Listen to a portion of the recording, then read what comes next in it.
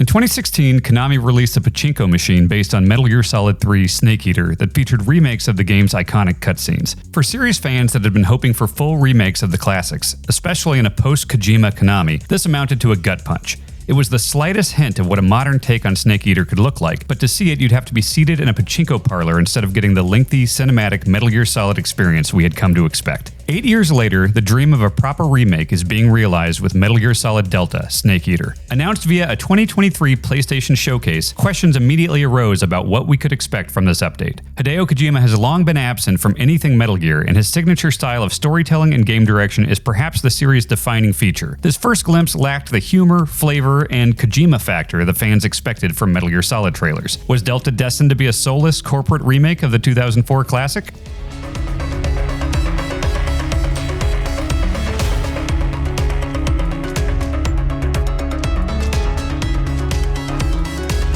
After playing the entire Virtuous Mission, essentially the game's prologue, at a recent Konami event in London, I'm happy to report that all signs point to Delta being the Snake Eater remake that fans have wanted for years. Unlike the polarizing Twin Snakes remake of the original Metal Gear Solid, which featured fully re-recorded VO and an egregious amount of artistic license, Delta seems far more interested in preserving and updating your memories of Snake Eater rather than presenting its own dramatically altered version of it. Despite Hideo Kojima's messy divorce from Konami, Delta doesn't shy away from his name and direction. His credit appears numerous times before Naked Snake completes the world's first Halo jump. Yoji Shinkawa's character art shows up in character vignettes and establishing cutscenes. It's clear from the opening minutes that there is a reverence for the original work that hasn't been evident in other post-Kojima projects like the baffling Metal Gear Survive and the bare-bones Master Collection. Every cutscene feels indiscernible from the original games, barring the dramatically improved visuals and the occasional stock footage that has been replaced for copyright reasons. Even little details like holding R1 to look through Snake's eyes are perfectly replicated down to the timing of the button prompts.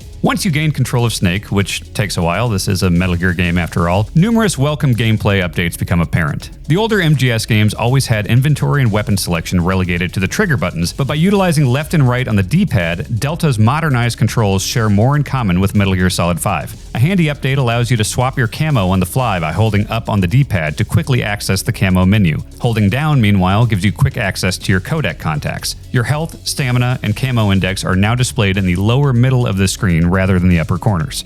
One of the touted gameplay features of the original game was its CQC, Close Quarters Combat system. It allowed for a lot more than just snapping the necks of guards. You could interrogate them, slit their throats, toss them to the ground, or use them as a human shield. While it allowed for more variety, it was easy to perform unintended actions thanks to its specific required inputs and utilization of the PS2's pressure-sensitive face buttons. You'll no longer need to whip out a manual, do a Google search, or call the boss to remind you of the basics of CQC, thanks to Delta's useful tooltip system.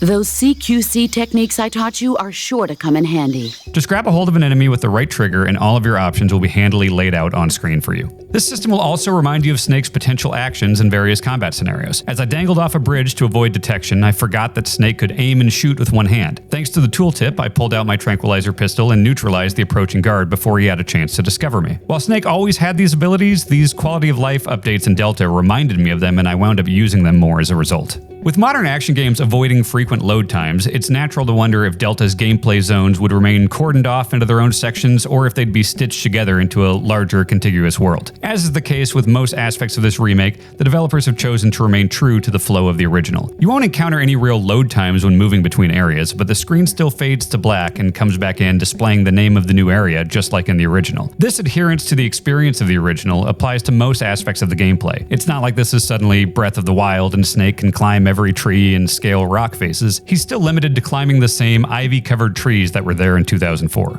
Personality has not been sacrificed in the pursuit of realism. Giant anacondas will still become neatly packaged in to-go boxes upon their death. Guards flail and sprint away like cartoon characters when you shoot down a beehive in their vicinity. You'll still be alerted that you've created the time paradox when you die. Naked Snake still dons a Raiden mask if you select I like MGS2 at the outset of your mission. I was not greeted with an old Snake mask when I selected I like MGS4, however, so it remains to be seen what the other game selections do. One of my few complaints about the original game was the cumbersome survival viewer and curing system. When Snake took damage, you'd frequently have to go into a menu to perform a series of actions to repair his various wounds. There's a world where this could have been cool. After all, Rambo was pretty badass when he cauterized his wound by packing it with gunpowder and lighting it.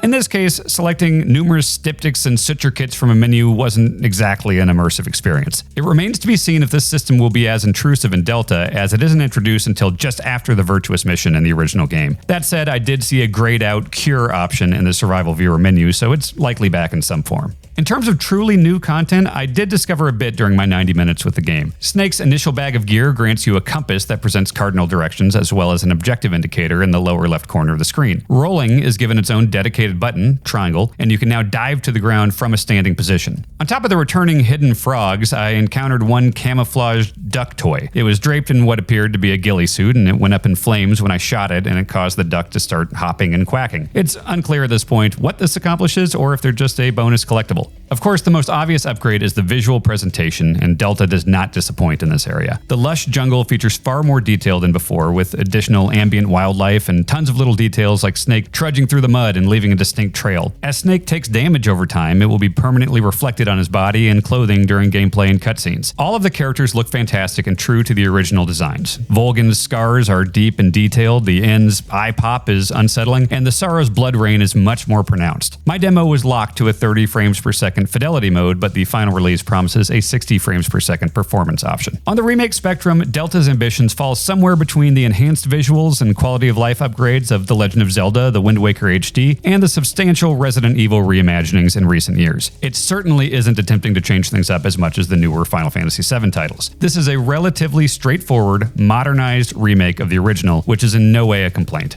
Snake Eater has such a distinct personality that to make too many tweaks would risk losing much of what made it special. Delta's dev team is walking a tightrope with such a beloved title, and everything I saw during my return to the Virtuous Mission has me confident that they're handling this with a deft hand.